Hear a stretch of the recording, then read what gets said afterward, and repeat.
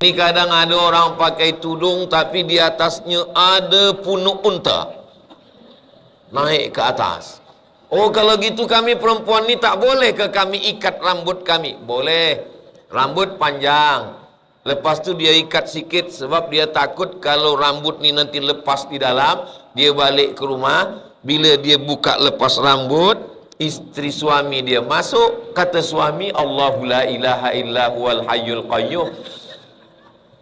Boleh dia ikat sikit. Yang tak boleh, dia buat ikat di atas, naik hingga macam punuk unta, sehingga kalau dia berjalan semua menganga.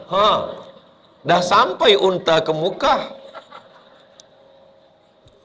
Kenapa perempuan tak boleh bercakap lemah gemulai? Yatma'alladzi fi qalbihi marad. Ada lelaki yang dalam hatinya penyakit. Ada lelaki ni yang dalam hatinya penyakit.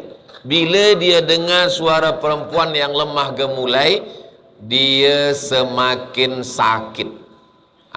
Maka supaya lelaki-lelaki yang hatinya fi qulubihim maradun, dalam hati mereka ada penyakit, fazadahumullahu maradha, Allah tambahkan penyakitnya sebab dia tidak mahu bertaubat. Salah satu sebabnya adalah sebab suara perempuan. Saya pun heran sampai sekarang. Kenapa bila kita naik pesawat terbang, yang keluar tu suara perempuan? Ladies and gentlemen. Tapi saya belum pernah tanya lagi. Itu perempuan-perempuan yang di pesawat terbang tu, bila dia bercakap di rumah, bunyi itu juga kah? Belum jumpa laki dia lagi. Cuba nanti Ustaz Wahyu cuba cari suami dia, tanya laki dia elok-elok, mohon maaf tuan, isteri tuan yang di pesawat terbang tu, dia di rumah bercakap macam itu juga. Kalau macam itu juga dia bercakap di rumah, berarti memang itulah bunyinya.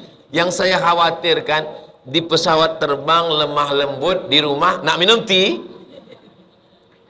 jangan membuat-buat suara.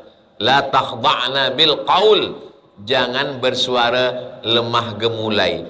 Kalau perlu tak usah bersuara sama sekali. Awak nak pergi ke mana? Suara saya jelas ke tak jelas? Alhamdulillah. Tajuk kita pada kajian duha ini, wanita cabaran masa kini. Kata Nabi SAW, cabaran umatku di akhir zaman adalah wanita.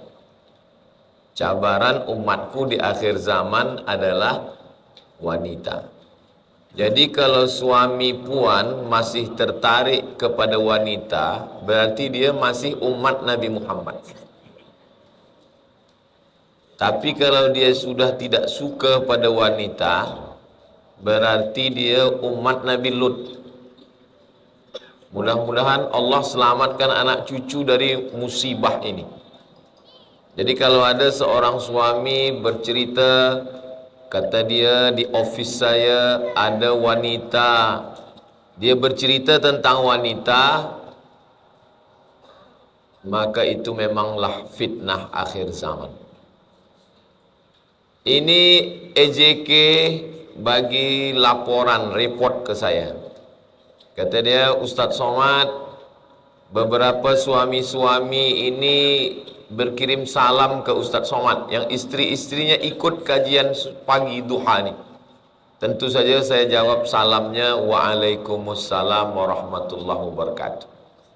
Kemudian mereka ada berpesan Ustaz Somad. Apa pesannya? Tolong sampaikan supaya perempuan mengizinkan suaminya poligami. Saya cakapkan ini agak berat sikit, tapi kerana ini pesan, saya dah sampaikan. Tapi yang akan saya sampaikan bukan perkara itu, hanya setakat menyampaikan pesan saja. Sebab saya yakin suami-suami ini akan tonton video ini. Dia nak dengar Ustaz sampaikan, berani ke tidak menyampaikan. Saya dah sampaikan. Mudah-mudahan isteri saya tak menonton pula di rumah. Fitnah akhir zaman yang dimaksudkan sebenarnya sudah pun terjadi sejak mula Nabi Adam alaihissalam. Jadi kalau dikatakan fitnah akhir zaman, bukan maknanya dia akhir zaman saja ada, zaman dulu tak ada, sudah ada. Tapi semakin parah di akhir zaman. Macam mana cara kita menjaganya? Maka pada kajian duha ini ada 10 hal yang ingin disampaikan. Bagi yang ada mencatat silakan tulis, bagi yang tidak ada bawa kertas, bawa ballpoint, tak apa-apa, no problem. Sebab nanti boleh ditonton ulang di channel Ustaz Abdul Somad Official. Jangan lupa subscribe, like, share and comment. Yang pertama kali yang nak disampaikan adalah la yakhluwanna rajulun ma'amra'atin illa ma'azi mahramin. Tidak boleh lelaki dengan perempuan berdua-dua di satu tempat yang tak ada mahram. Ada seorang lelaki menikah dengan seorang perempuan, tiada diberi anak kerana ujian dari Allah, seperti Nabi Ibrahim 86 tahun menikah lagi dengan Hajar, barulah lahir anak namanya Ismail alaihissalam. 13 tahun umur Ismail, 86 tambah 13, 99 tahun barulah lahir Ishak. Ini sekarang banyak jamaah mengadu pada Ustaz, Ustaz, anak saya belum juga lahir. Awak nikah bila? Semalam. Nabi Ibrahim alaihissalam 86 tahun. Nabi dia. Anak dia pun Nabi juga Ismail. Adik Ismail pun Nabi juga Ishak. Dia berdoa lama. Jadi bagi yang belum ada keturunan, mudah-mudahan dibagi Allah anak yang soleh dan solehah. Rupa-rupanya ambil anak angkat, anak yang diangkat. Lalu kemudian dia kata, ini anak ni sudah macam anak saya. Di rumah berdua tak ada mahram.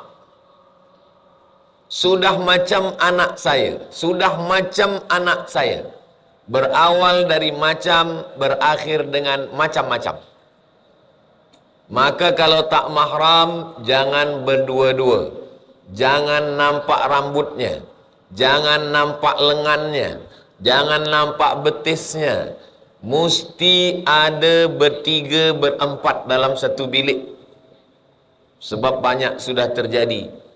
Jadi kita bukan cerita orang yang di luar rumah, tapi yang ada di dalam rumah kita sendiri.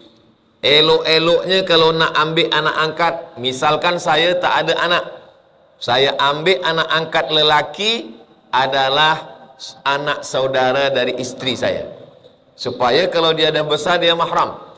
Kalau saya nak ambil anak angkat perempuan, saya ambil dari anak saudara dari adik, abang, kakak saya, supaya kalau dia dah besar dia mahram dengan saya.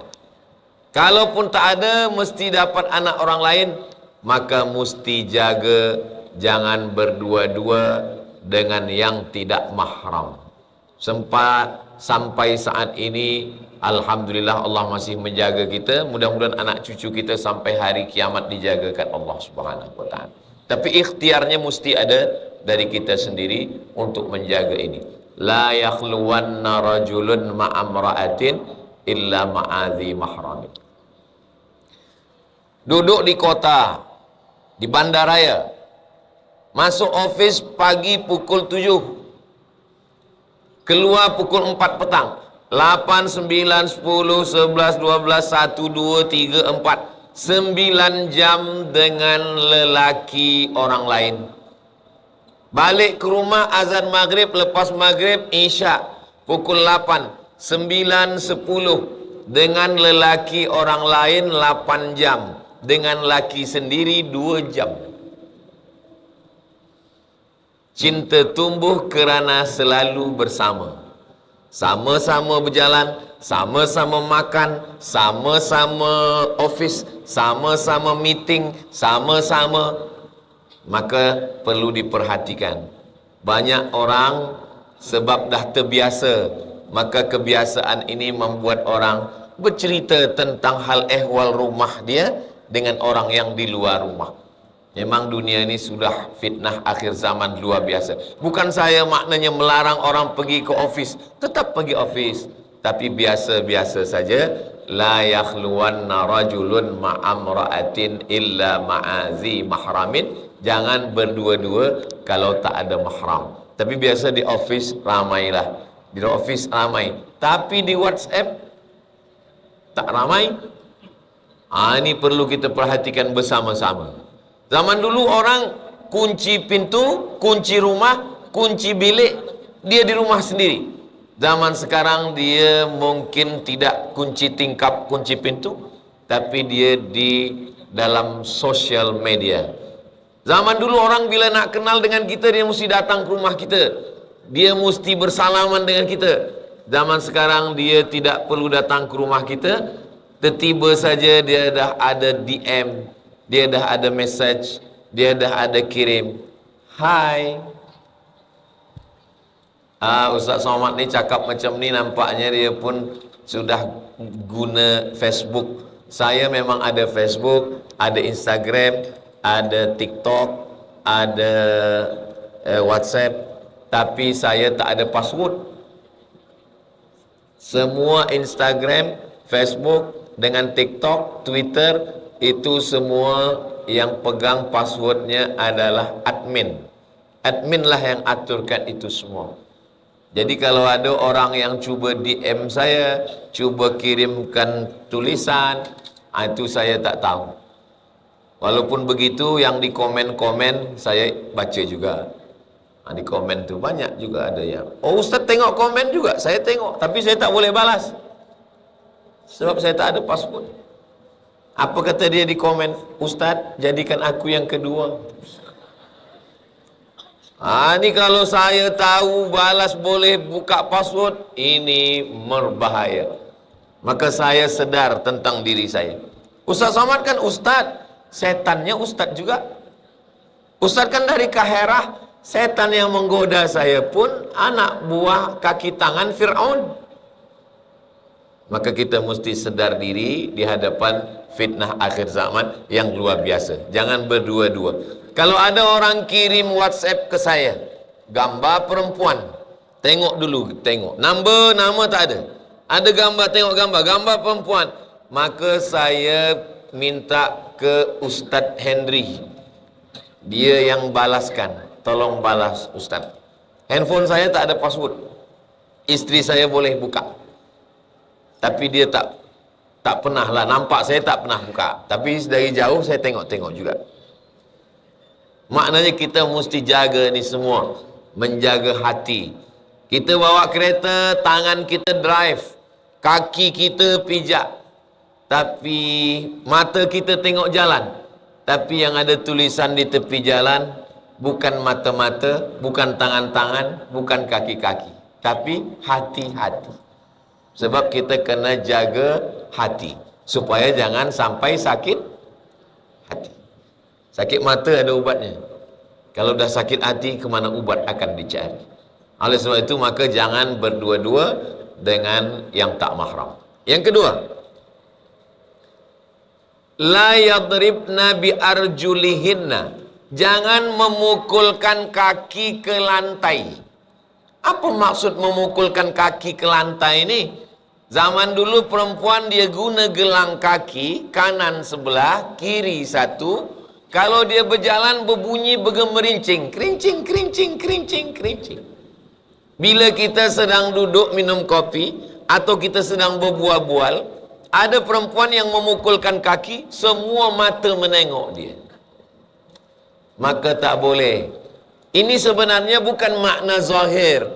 Makna zahir guna gelang kaki berbunyi memang betul. Tapi ada makna batin, semua yang boleh mengambil, mencuri perhatian.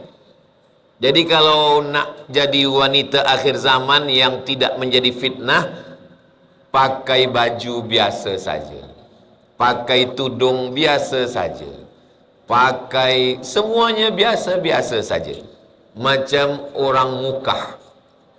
Mukah ni biasa-biasa saja.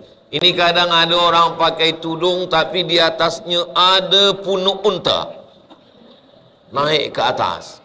Oh, kalau gitu kami perempuan ni tak boleh ke kami ikat rambut kami? Boleh, rambut panjang, lepas tu dia ikat sikit sebab dia takut kalau rambut ni nanti lepas di dalam, dia balik ke rumah, bila dia buka lepas rambut, isteri suami dia masuk, kata suami, Allahu la ilaha illa huwal hayyul qayyum. Boleh dia ikat sikit. Yang tak boleh, dia buat ikat di atas, naik hingga macam punuk unta, sehingga kalau dia berjalan semua menganga. Dah sampai unta ke Mekah. Itu maknanya. Bukan maknanya hanya gelang kaki. Walaupun dalam ayat itu disebut gelang kaki yang berbunyi, maksudnya semua yang boleh mencuri perhatian. Pakai kasut yang tumitnya 10 cm. Dia yang berjalan, kita yang sakit jantung. Takut dia jatuh, takut dia sakaratul maut. Inilah guna daripada ujung kaki hingga ke ujung rambut, pakailah biasa-biasa saja, yang sehingga tidak mencuri perhatian lelaki, sehingga mata dia tak tertuju tajam. Sebab lelaki ni yang tua pun, yang kabur pun, kalau dah menengok punuk onta ni, terang mata dia. Maka mestilah menjaga-jaga tentang berpakaian daripada ujung rambut sampai kepada ujung kaki. Kuku pun begitu juga. Ini kadang wanita akhir zaman ni sengaja kuku sebenarnya pendek, kuku tak panjang, tapi sekarang ada sambung kuku. Jadi kuku ni boleh disambung panjang, lepas tu dibagi hitam pula. Kita pun susah nak bezakan mana manusia, mana pontianak. Zaman dulu orang mesti jaga kuku panjang. Sekarang tak, kuku pendek, tapi ada alat untuk sambungkan kuku ni. Selepas itu dia bagi cat, selepas itu dia bagi. Ini semua adalah termasuk dalam golongan orang yang memasangkan yadribna bi arjulihinna, memukulkan kaki ke lantai sehingga mencuri perhatian. Jangan buat. Yang ketiga adalah la tabarrajna tabarrujal jahiliyatil ula. Jangan bersolek-solek memakai make up yang seperti orang jahiliyah masa lampau. Dulu pada masa jahiliyah masa lampau berlebih-lebih. Jadi sebenarnya perempuan itu cantik bukan sebab make up yang melampau, biasa-biasa saja. Ustaz Abdul Somad, saya ni lepas sakit, muka saya terlampau pucat, tak ada darah. Kalau saya tak guna bedak sikit yang warnanya, colornya sama macam kulit, saya takut nanti kita datang orang pula pengsan. Boleh dia guna yang colornya macam kulit, tapi jangan terlampau melampau, nanti muka putih, tangan hitam. Jadi yang biasa-biasa saja. Adapun yang melampau, yang berlebih, perempuan boleh cantik di hadapan suami dia. Banyak sekarang perempuan di hadapan suami dia biasa saja, tapi bila dia keluar rumah barulah luar biasa. Ini tak betul. Kerana perempuan cantik di hadapan suami laki dia di rumah. Adapun di hadapan orang, maka dia biasa-biasa saja kerana tidak menarik perhatian orang lain. La tabarrajna tabarrujal jahiliyatil ula. Jangan ikut perbuatan jahiliyah masa lampau, masa silam. Yang keempat, la takhda'na bil qaul. Jangan bercakap dengan suara yang lemah gemulai. La takhda'na, dengan suara yang mendayu-dayu. Bercakap dengan lelaki biasa saja. Awak orang mana? Orang Mekah. Mana tahu ada orang yang miss call, salah masuk telefon, tiba-tiba ada saja. Dah kita tutup, dia tetap 2-3 kali. Boleh kita angkat. Bila ada suami, suruh ambil suami jawab. Bila tak ada, kita cakap. Orang mana? Orang Mekah. Nak apa? Jangan kita cakap lemah lembut. Orang Mekah. La takhda'na bil qaul. Jangan bersuara mendayu-dayu, lemah gemulai. Kenapa perempuan tak boleh bercakap lemah gemulai? Yatma'alladzi fi qalbihi marad. Ada lelaki yang dalam hatinya penyakit. Ada lelaki ni yang dalam hatinya penyakit. Bila dia dengar suara perempuan yang lemah gemulai, dia semakin sakit. Maka supaya lelaki-lelaki yang hatinya fi qulubihim maradun, dalam hati mereka ada penyakit, fazadahumullahu maradha, Allah tambahkan penyakitnya sebab dia tidak mahu bertaubat. Salah satu sebabnya adalah sebab suara perempuan. Saya pun heran sampai sekarang. Kenapa bila kita naik pesawat terbang, yang keluar tu suara perempuan? Ladies and gentlemen. Tapi saya belum pernah tanya lagi. Itu perempuan-perempuan yang di pesawat terbang tu, bila dia bercakap di rumah, bunyi itu juga kah?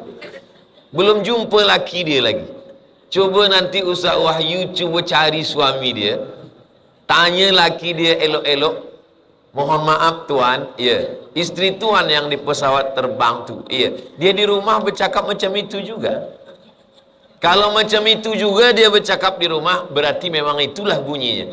Yang saya khawatirkan, di pesawat terbang lemah lembut, di rumah nak minum tea, jangan membuat-buat suara. La takhda'na bil qaul. Jangan bersuara lemah gemulai. Kalau perlu tak usah bersuara sama sekali. Awak nak pergi ke mana? Sebab apa? Sebab perempuan mungkin biasa saja, tapi telinga lelaki yang mendengar sudah luar biasa. Apalagi fitnah akhir zaman. Fitnah ini masuk melalui 6. Yang pertama, nazratun, mata memandang. Selepas mata memandang, fabtisamun, smile. Selepas tersenyum, fakalamun, kalam. Selepas kalamun, fasalamun, fakalamun, say hello, kalam. Famau'idun, berjanji. Faliqa'un, berjumpa. Kalau sudah berjanji dan berjumpa, terjadilah apa yang terjadi. Mudah-mudahan Allah menjaga suami-suami puan semua, menjaga keluarga kita tetap sakinah, mawaddah, warahmah, insyaAllah. Berikutnya yang kelima. Keenam. Nampaknya ikhtilaf ni. Yang keenam adalah la tusafiranna mara'atun illa ma'adhi mahramin. Jangan musafir tanpa ada mahram. Kenapa pergi umrah boleh tak ada suami? Suami tak ikut.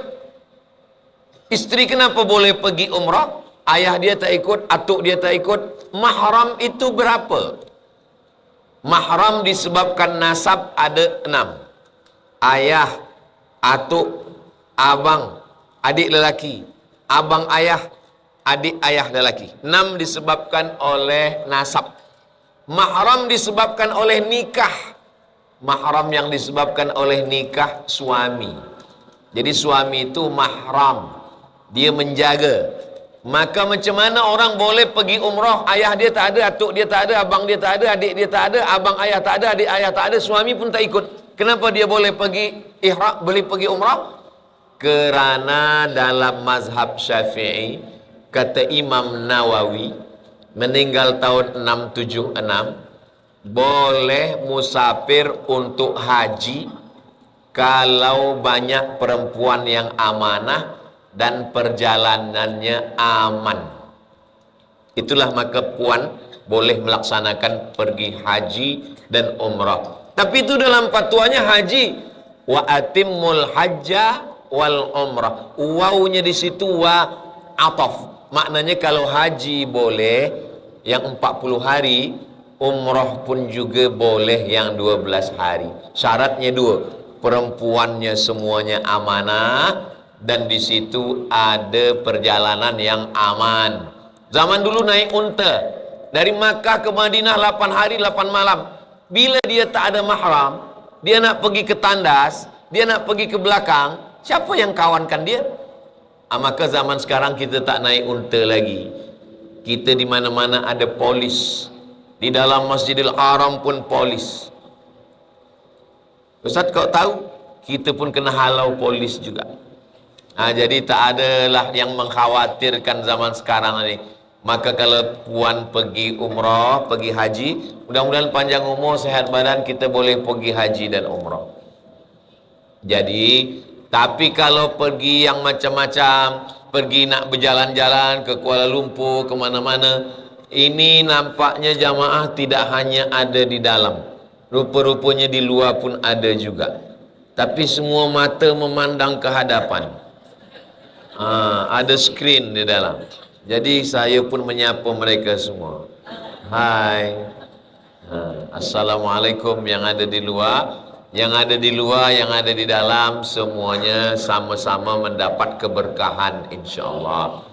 Yang di luar pun dia boleh juga niat iktikaf. Nawaitul iktikaf fi hadzal masjid.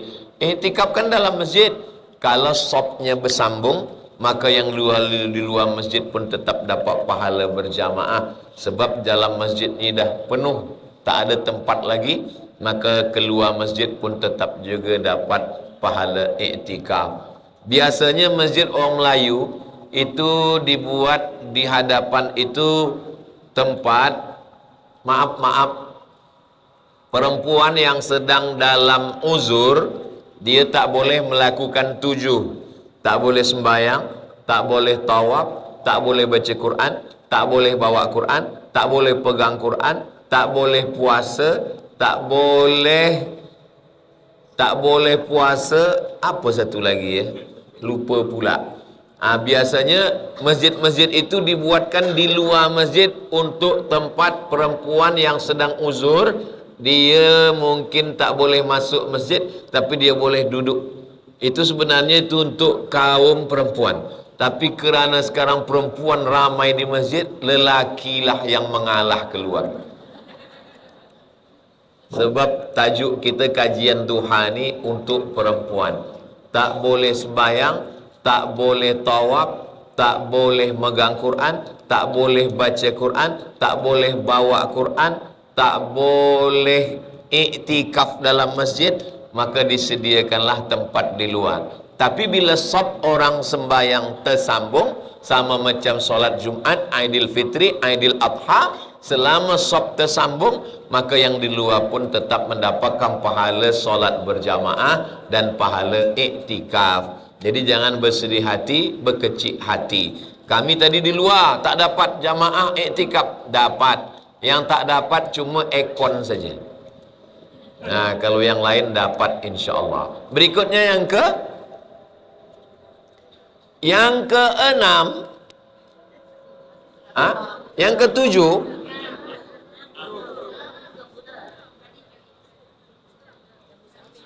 yang keenam, bahwa lelaki dengan perempuan dalam Islam sama. Perempuan dengan lelaki, sebab setengah perempuan ini dia merasa diri dia tak banyak beribadah. Kata dia, saya ustaz, ada penceramah mengatakan yang paling banyak masuk neraka ni kami ustaz, perempuan. Jadi saya tak usahlah banyak-banyak beribadah, sebab banyak-banyak pun ibadah masuk neraka juga. Jangan menyampaikan hadis satu saja. Hadis tentang perempuan masuk surga. Satu, Nabi waktu Isra Mi'raj dia masuk ke surga, Nabi tengok ke belakang, ditengoknya ada perempuan. Kata Nabi, kenapa kamu masuk surga? Perempuan masuk surga karena dia menjaga anak yatim. Suaminya meninggal, anak kecil-kecil, dia jaga hingga besar, dia tidak membuka aurat, dia bagi rezeki yang halal, dia masuk surga bersama Nabi Muhammad sallallahu alaihi wasallam. Man ala salasa banatin, siapa yang menjaga 3 anak perempuan, fa'addabahunna, dididik dengan baik, wa zawwajahunna, nikahkan dengan lelaki yang baik-baik, wa ahsana ilaihinna, dia buat baik sampai mati, falahul jannah, surgalah baginya. Puan yang ada 3 anak perempuan, jaga dengan baik, kasih makan halal, masukkan ke sekolah yang baik, didik agama, bagi nasihat, bagi tudung, baju kurung, cakap lemah lembut, nikahkan dengan lelaki yang baik, buat baik sampai mati masuk surga. Bagi yang dah ada 3 anak perempuan. Datang sahabat Nabi, kalau 2 macam mana ya Rasulullah? Yang anak perempuan 2 pun masuk surga juga. Saya nampaknya belum masuk surga, sebab anak saya 3 lelaki semua. Jadi menjaga anak perempuan menjadi jalan menuju surga. Datang seorang lelaki, ya Rasulullah, ya, ummi matat, mak saya dah meninggal, sudah mati. Afa atasaddaqu anha, boleh saya bersedekah untuk dia? Kata Nabi, tasaddaq, bersedekahlah untuk dia. Bersedekah untuk perempuan menyebabkan mendapatkan amal jariah setelah mati. Itulah kenapa kita bersedekah. Apa sedekah yang paling elok? Suqyal ma', memberi air minum, membagi air minum. Maka di Makkah orang semua bagi air minum. Haji, fisabilillah, sabilillah. Sebab apa? Itu hadisnya membagi air minum untuk perempuan. Datang lagi seorang sahabat Nabi, kata dia, saya nak ikut perang. Kalau saya ikut perang, saya mati fisabilillah, saya masuk surga. Kata Nabi, alaka min ummin, ibu engkau, emak engkau masih ada, masih hidup lagi? Kata dia, naam, ibu saya masih ada. Kata Nabi, kembalilah engkau ke rumah, ilzam rijlaiha, engkau jaga tapak kakinya, fasammal jannah, maka engkau dapat surga dengan menjaga kakinya. Kalau kakinya dijaga dapat surga, apalagi yang dijaga kepalanya, apalagi yang dijaga hatinya. Jadi jangan sampaikan satu hadis saja, padahal hadis tentang perempuan masuk neraka hanya satu. Pun setelah kita pelajari, kenapa disebut di neraka itu banyak perempuan? Sebab memang makhluk ini yang paling banyak perempuan. Maka di surga pun paling banyak nanti perempuan. Di dunia ini pun sekarang paling banyak perempuan. Maka bila kita mengajar sekarang di university, di sekolah-sekolah, itu di kelas itu banyak perempuan. Termasuklah rupanya di muka ini paling banyak perempuan juga. Lelaki ini minoriti je. Maka jadi kalau ada orang yang mengatakan masuk surga bukan kerana jantina, masuk neraka bukan kerana lelaki atau perempuan, tapi masuk surga dan neraka kerana iman dan amal soleh. Man amila salihan, siapa yang beramal soleh, min zakarin, lelaki, au unsa atau perempuan, wa huwa mu'minun, syaratnya beriman, fala nuhyiyannahu hayatan thayyibah, kami akan berikan dia kehidupan yang baik.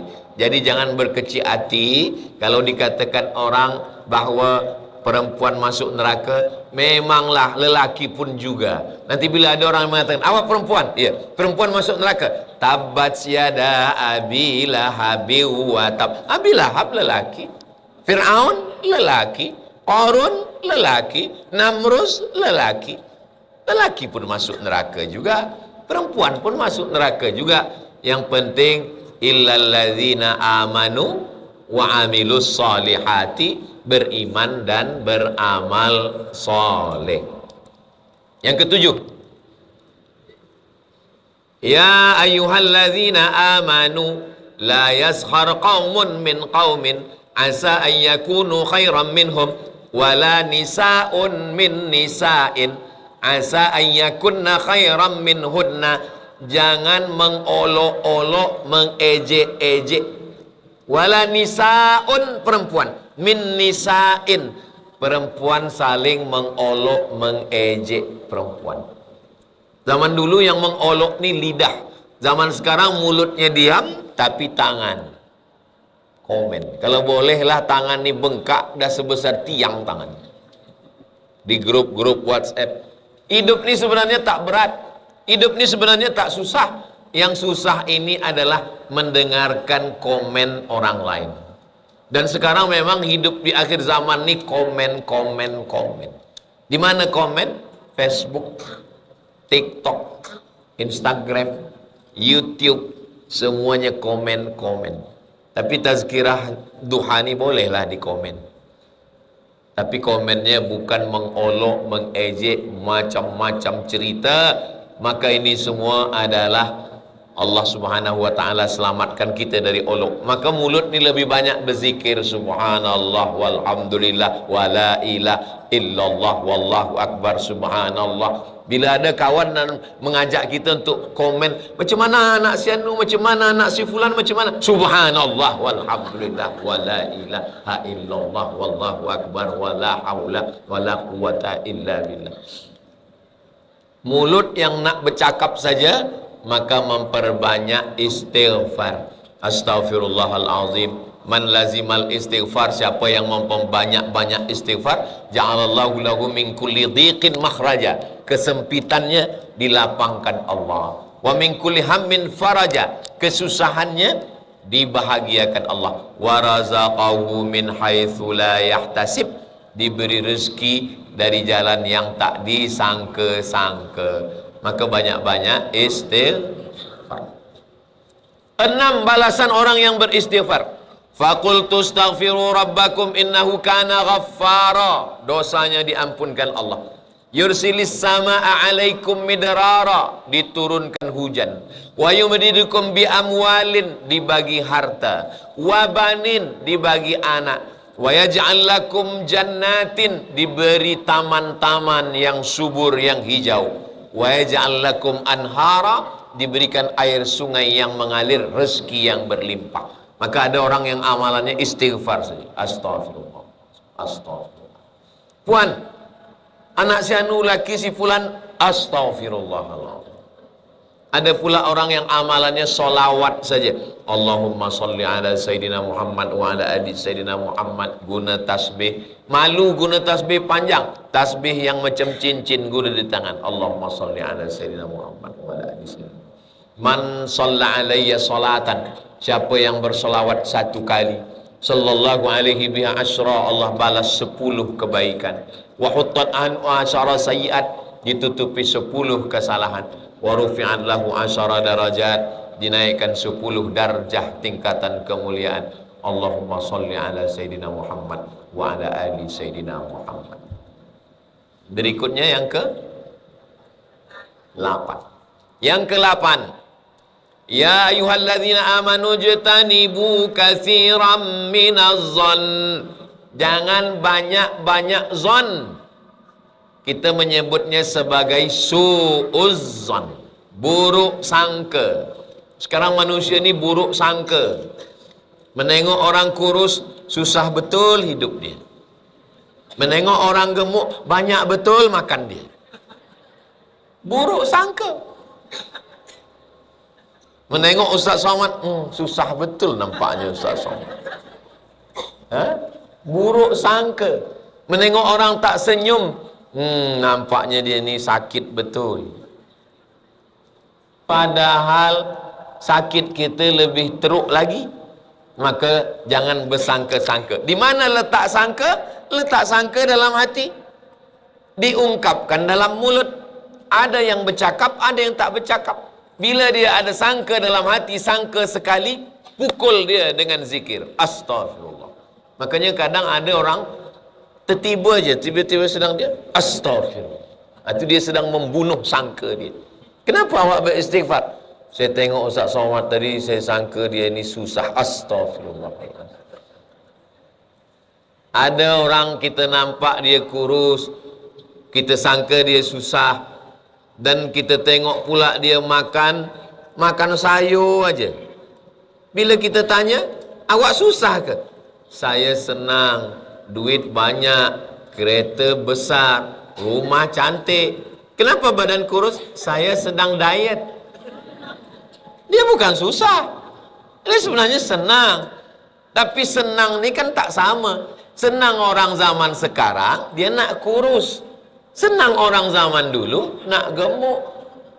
Dulu masa-masa 40 tahun lampau, saya disuap nasi pagi, nasi siang, nasi malam, nasi. Dah makan lontong pun dibagi nasi juga. Dah makan noodle mie pun dibagi nasi juga.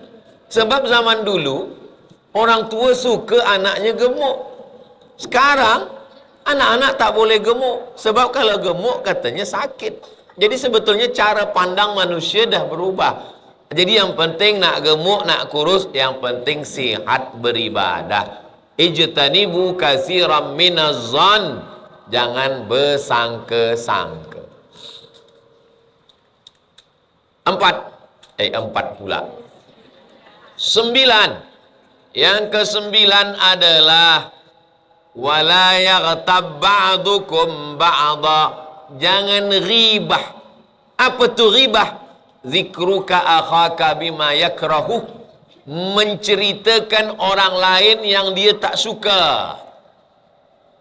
Ayuhibbu ahadukum ayyakula lahma akhihi maitan. Maukah kamu memakan bangkai saudaramu? Bangkai busuk, berulat, benanah, berbau, atau disuapnya makan. Itulah yang ditengok Nabi masa Isra Mi'raj. Kenapa dia makan bangkai? Kata Nabi, tak ada jijikkah dia? Itulah orang yang menceritakan aibnya. Bila ada seorang perempuan menceritakan aib sahabatnya kepada puan, anak si fulan, isteri si fulan, suami si fulan, perhatikan esok. Bila puan tak ada, dia akan menceritakan puan pada orang lain. Bila ada orang yang menceritakan orang lain kepada puan, sebab orang lain tak ada, esok hari bila puan tak ada, dia akan ceritakan pula puan pada orang lain. Maka bila jumpa orang macam ini, kita pandai-pandailah. Kita cakaplah, kita nak ambil anak, kita nak ambil ini, kita nak begini, kita nak pergi, kita nak siram bunga, kita nak ini. Saya kejap ya pergi, saya nak siram bunga. Tapi bunga kau bunga plastik. Iyalah, plastik pun mesti kena siram juga. Sebab apa? Pandai-pandailah mengelak daripada terjebak dalam api neraka jahanam. Sebab lidah tak bertulang. Yang kafir menjadi beriman. Asyhadu an la ilaha illallah wa asyhadu anna Muhammadan Rasulullah. Yang tak Islam jadi Islam kerana lidah. Sebab lidah yang tak bertulang, orang yang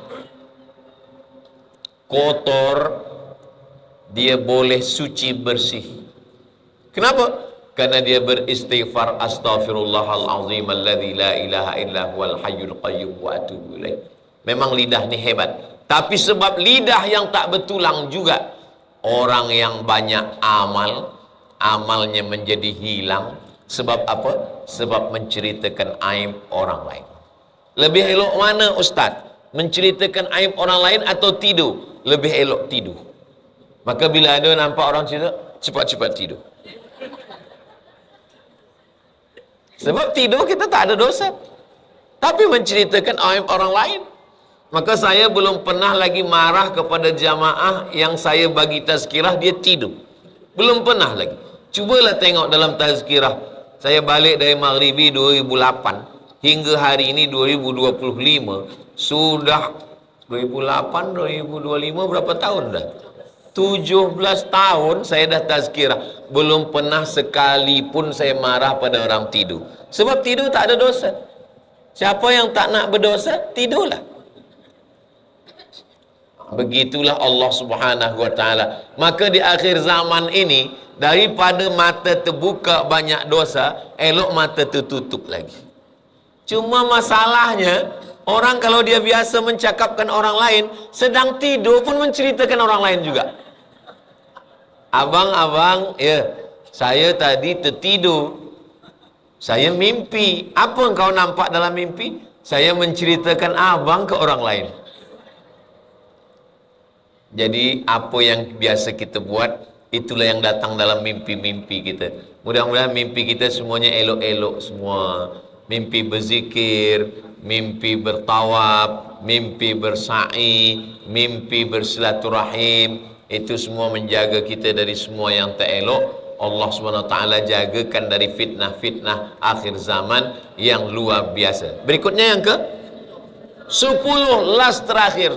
Rupa-rupanya kita pun dah pukul 10 pula. Yang ke 10. Kenapa lah Ustaz Somad tu kalau bagi tazkirah 1, 2, 3 supaya mudah diingat. Dan saya di mana-mana bagi tazkirah 60 minit. Tadi saya mula pukul 9.10. Sekarang pukul 10.10 nanti saya stop. Yang ke 10, fitnah akhir zaman ini ada ghibah, ada namimah, ada berdua dengan tak mahram, ada pergi dengan tak mahram, ada bersolek jahiliyah. Yang ke 10 ini adalah memakai pakaian yang tidak syar'i. Pakaian yang tak syar'i bukan corak color. Color boleh. Nak guna color hitam, kuning, hijau boleh semua. Color tak ada masalah. Yang tak boleh sempit. Umur 28 tahun dipakai pakaian budak umur 8 tahun. Sempit. Yang kedua, dia tidak tebal. Kain yang tipis. Alhamdulillah kita di bumi Melayu dijaga Allah Ta'ala. Kalau sudah orang Melayu pasti dia pakai tudung. Lelaki pula, lelaki pun di tempat orang Melayu menutup kepala. Di mana bumi dipijak, di situ langit dijunjung. Di mana lelaki bertanjak, di situ perempuan bertudung. Itu sudah jadi pantun. Di mana-mana mesti sampaikan itu. Di mana bumi dipijak, di situ langit dijunjung. Di mana lelaki bertanjak, di situ perempuan bertudung. Sebab ini sudah menunjukkan identiti. Di tempat saya, bila ada orang tak Islam, dia masuk Islam, dia disebut dia dah masuk Melayu. Dia dah jadi orang Melayu. Sebab bila disebut Melayu, semuanya Islam. Melayu adalah Islam. Tanpa Islam, Melayu tak jadi Melayu. Hilang tinggal layu. Begitulah.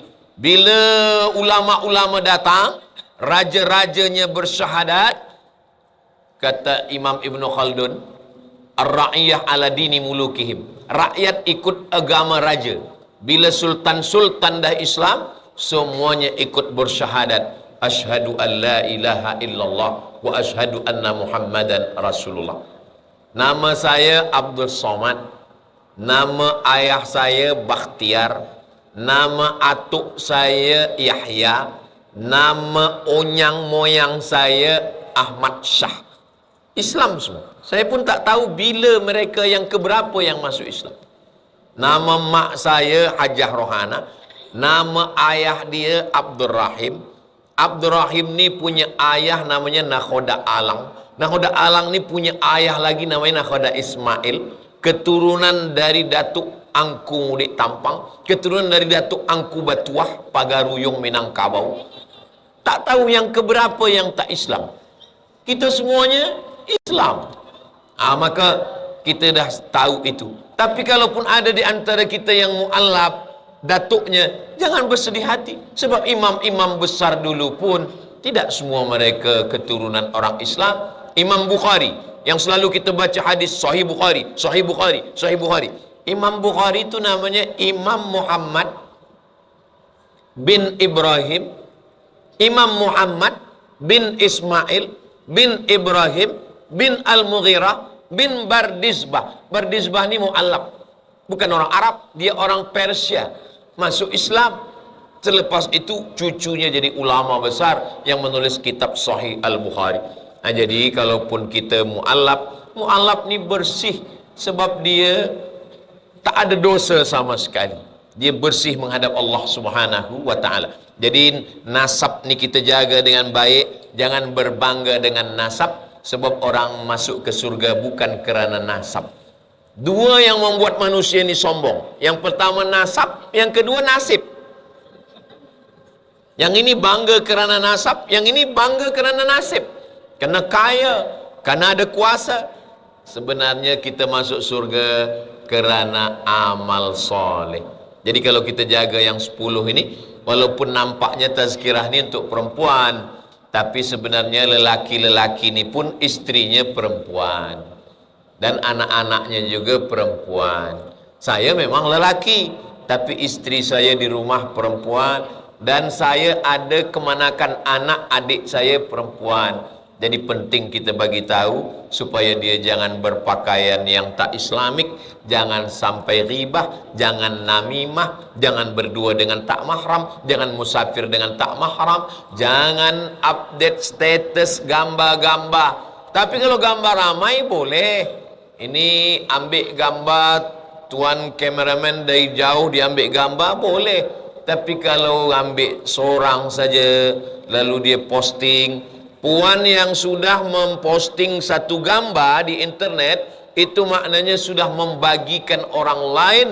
Seorang suami mengizinkan gambar istri dia, maknanya orang lain boleh ambil gambar, boleh edit gambar, dia boleh masukkan kepada aplikasi. Aplikasi sekarang boleh merubah yang muda menjadi tua, merubah yang tua jadi muda, merubah yang tak berjanggut jadi berjanggut, merubah macam-macam aplikasi boleh ubah-ubah gambar.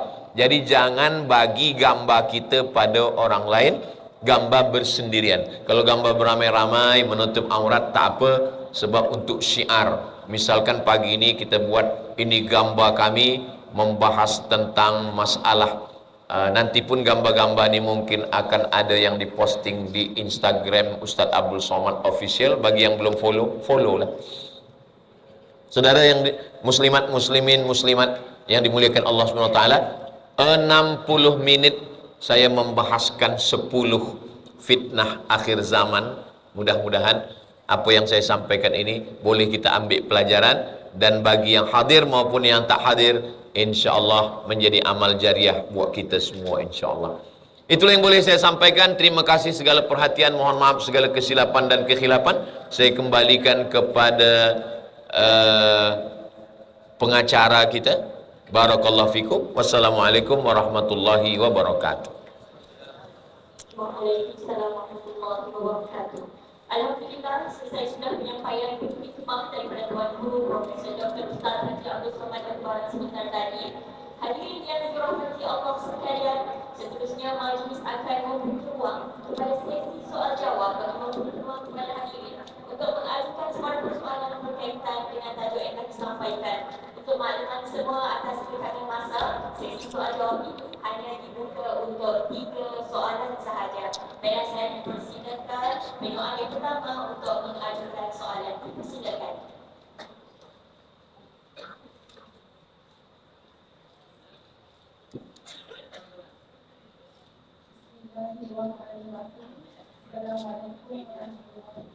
Waalaikumsalam warahmatullahi wabarakatuh.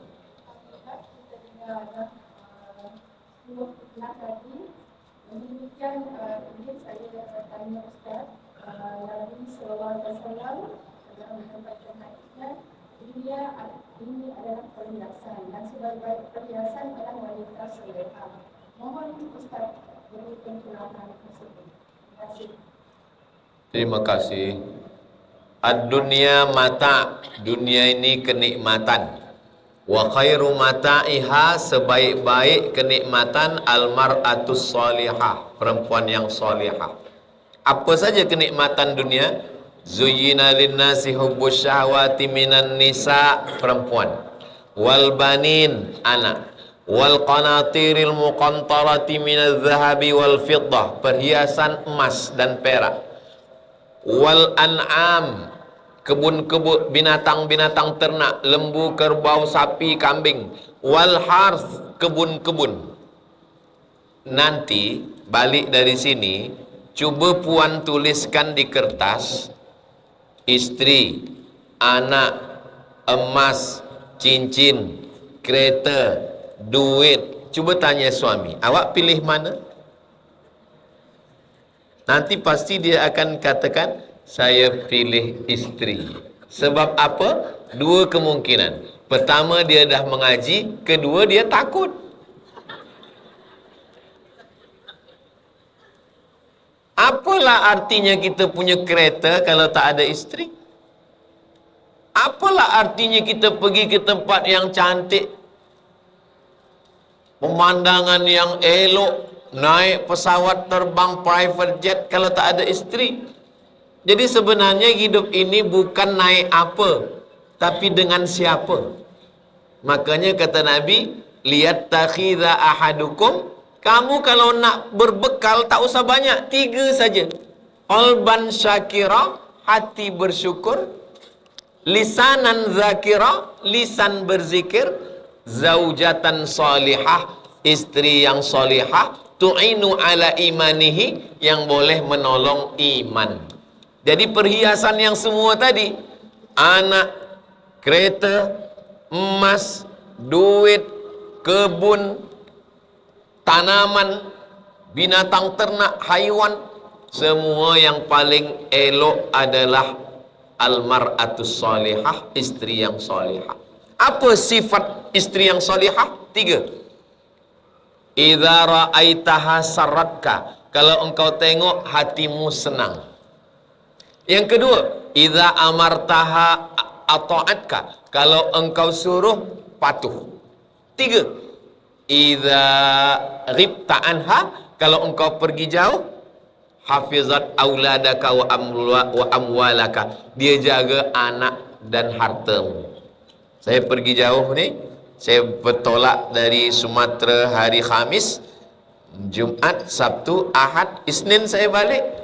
Anak-anak saya terjaga. Jangan sampai kami lelaki ni balik, pergi sekali, telinga anak satu hilang. 3 kali pergi, na'udzubillah, tak bertelinga anak lagi. Jadi hidup ini bagi orang yang belum menikah, dia belum faham. Tapi bila dah dia menikah, barulah dia faham. Kereta, emas, harta, yang paling indah hidup ini adalah almar'atus salihah. Puan punya anak lelaki, doakan mereka semua. Ya Allah, anakku ini bagikan dia isteri yang solihah, yang solihah.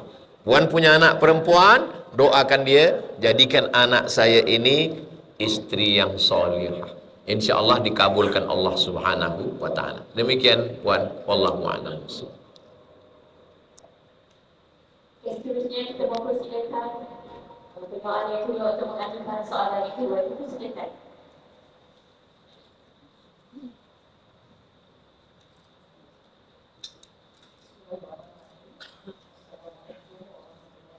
Waalaikumsalam warahmatullahi wabarakatuh.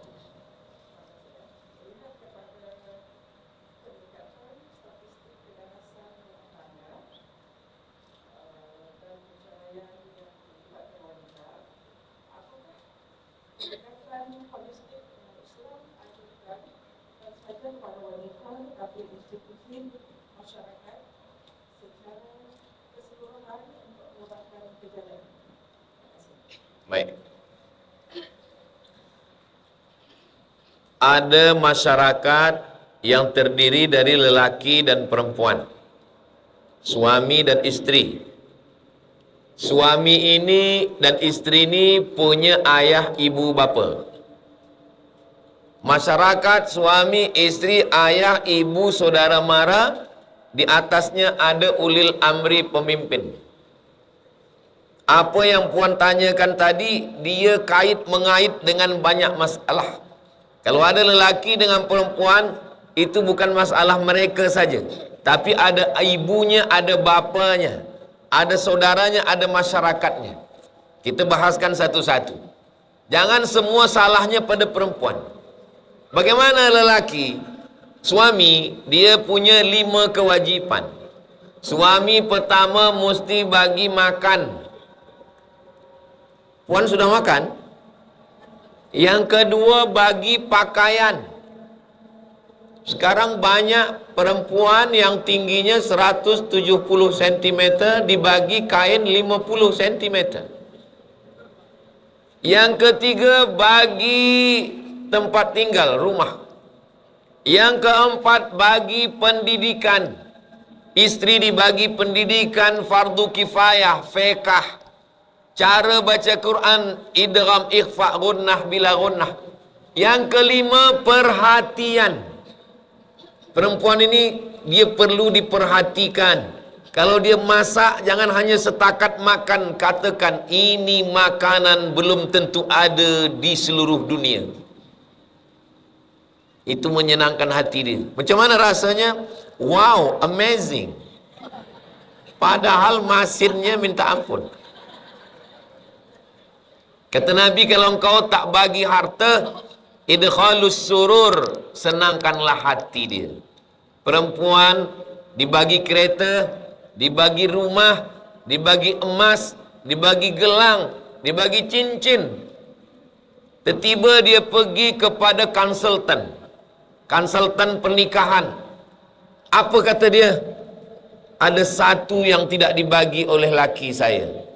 Apa yang dia tak bagi? Kereta 3 dia bagi. Ada city car untuk di dalam kota. Ada kereta van untuk pergi keluar. Ada satu kereta untuk pergi shopping. Gelang, rantai ada. Bila konsultan ni kawan saya, sahabat saya, Ustaz Somad tahu apa yang dia adukan tentang laki dia. Apa kata dia? Kereta ada, emas ada, rumah besar. Satu yang dia tak pernah bagi ke saya. Apa? Dia tak pernah tanya engkau nak makan apa. Tiba-tiba datang lelaki, kawan dia yang dulu sama-sama belajar di universiti, kirimkan WhatsApp. Nak makan ini kah sayang siang ini? Itulah yang menyebabkan dia. Maka lelaki mesti tanya, awak nak makan durian? Ya, nak musangking ke blackthorn? Mesti tanya. Jadi sebenarnya saya, walaupun saya ustaz, saya belajar juga dari konsultan ni, kawan-kawan saya. Mungkin bagi kita, lelaki tu, apalah ni cakap macam ni. Laki kan jarang bercakap. Sebenarnya perempuan ingin mendengarkan kata-kata yang lembut dari suami dia. Makanya Nabi tu keluar cakapnya yang lembut. Ya Humaira, kata Nabi. Ya Humaira, engkau yang kulitnya putih. Apalah susahnya menyebut kulit putih? Hai suami-suami yang tak datang siang ni, cakaplah ke isteri engkau, Ya Humaira. Boleh ke kami panggil Ya Humaira Ustaz? Boleh, tapi dia tak putih, tak apa-apa. Tak apa-apa. Bila dia, cubalah siang ni panggil dia, Ya Humaira, cakap. Tapi aku tak putih. Di mata aku, engkau lebih putih dari whiteboard. Ini sebagai suami bagi yang 5. Kemudian sebagai ayah, kita akan jadi ayah dan isteri kita jadi ibu. Saya dah bagi tahu ke isteri saya, nanti bila anak kita ni Haziq, Sami, Sadim ni dah umur 25, kita nikahkan, dia jangan serumah dengan kita. Kata isteri saya bersetuju, supaya kita tak gendong cucu tiap hari.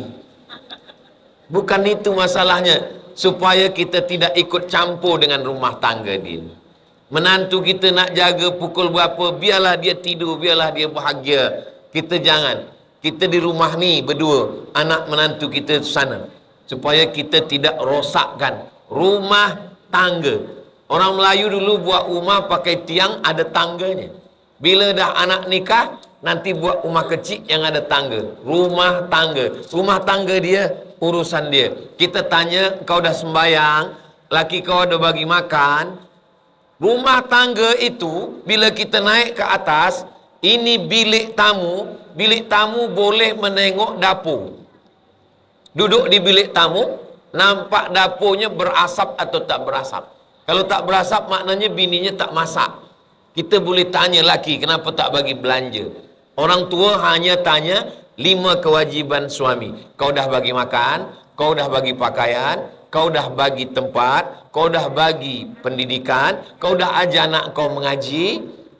Anak dikhitankan, sebelum khitan berkhatam kaji dulu wat duha sampai An-Nas. Perempuan malam merisik, supaya tahu dia ada lelaki yang sudah pinang atau belum. Setelah dirisik, malam meminang. Setelah meminang, malam berinai. Selepas malam berinai, malam berkhatam kaji. Selepas itu baru malam akad nikah. Selepas itu baru malam walimah. 7 hari 7 malam. Zaman dulu. Sekarang tak ada lagi itu. Sebab apa? Sebab orang dah banyak aktiviti. Akhirnya hanya sehari. Sehari pun hanya dari zuhur sampai pukul 5. Terlambat sikit, ayam dah habis. Begitu. Jadi kita sebagai ibu bapa jangan rosak rumah tangga. Sebagai suami sudah, sebagai isteri sudah, sebagai ibu bapa sudah, sebagai ulil amri, sebagai pemimpin, kita jaga masyarakat ini supaya jangan sampai orang mudah pergi ke hotel tanya mana surat nikah. Buatkan aturan-aturan syariat Islam. Tak boleh berdua-dua. Ada satu negara yang kereta tak boleh kaca hitam full. Saya naik kereta biasa kaca saya nak hitam. Sebab kalau kaca tak hitam, orang kata, "Ustaz nak ambil gambar," kata dia. Kenapa kaca ni tak hitam?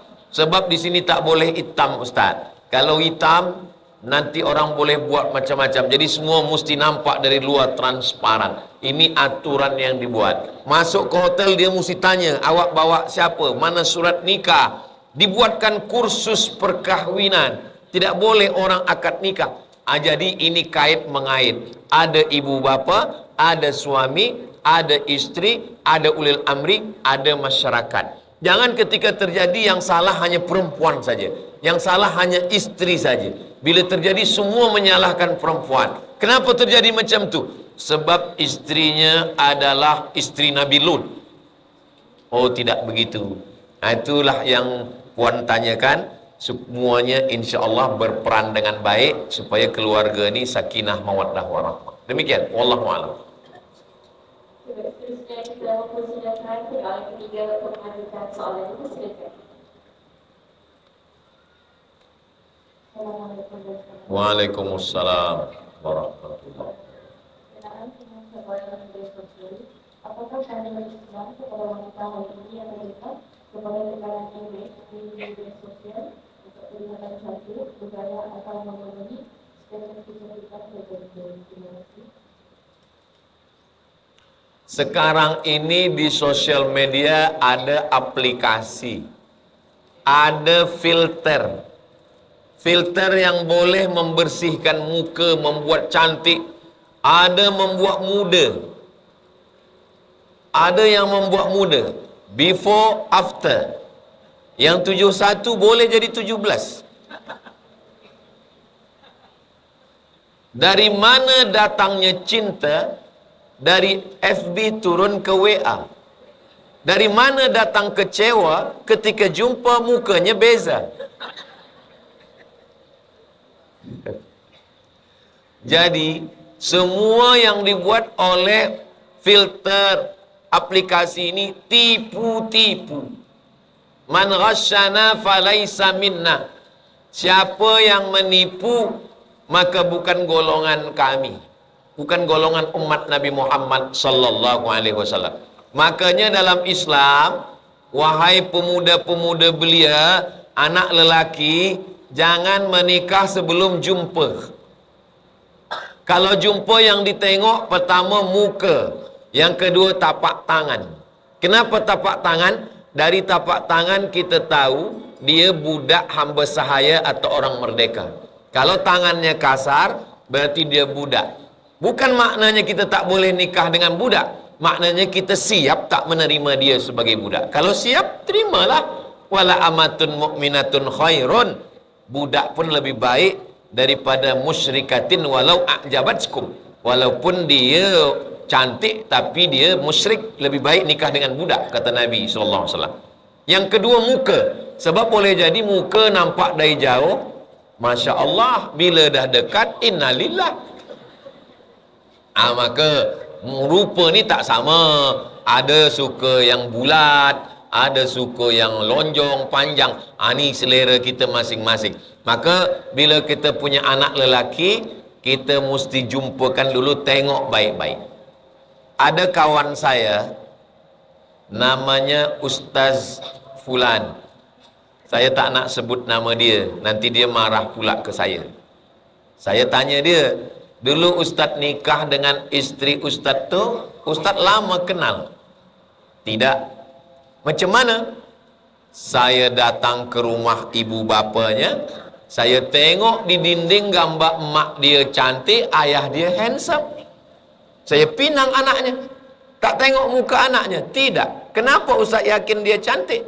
Sebab kata pepatah, buah tak jauh jatuh dari pokoknya, kecuali kalau dilarikan burung. Dan setelah nikah, betul, anaknya cantik. Anak-anak kita pun juga cantik. Suami yang kurang handsome, elok cari bini yang cantik untuk memperbaiki keturunan. Nikahnya dapat, solehahnya dapat, dan keturunan yang elok-elok pun dapat. Jadi jangan ikutkan tipu-tipu sosial media. Kenapa ada aplikasi, ada filter? Sebab manusia sekarang nak tengokkan yang elok-elok di sosial media, ditengok orang, di komen orang, semua nak kejar viral, nak ambil komen-komen supaya di-share, supaya dipuji. Maka Islam menghilangkan semua pujian hanya milik Allah. Kita buka Quran, Alhamdulillahi Rabbil Alamin. Segala puji milik Allah. Sembayang kita, Alhamdulillahi Rabbil Alamin. Pujian hanya milik Allah. Jadi jangan gila puji. InsyaAllah kalau kita punya anak lelaki, jangan percaya kepada aplikasi, jangan percaya kepada filter, tapi tengoklah. Perempuan itu dinikahi kerana 4. Pertama, liha kerana dia kaya. Yang kedua, lihasabiha kerana keturunan orang baik-baik. Ketiga, lijamaliha kerana dia cantik. Yang keempat, walidiniha kerana agamanya. Kata Nabi, jangan pandang yang 3. Fasfar bizatiddin, tengoklah kerana agamanya. Taribat yadaka, selamat engkau dunia akhirat. Jadi anak-anak kita, tak apa kurang cantik sikit, tak apa kurang kaya sikit, tak apa kurang nasab sikit, jangan sampai kurang agamanya, kerana inilah yang akan kekal abadi, inilah yang akan ditengok orang insyaAllah. Demikian, wallahu a'lam bishawab.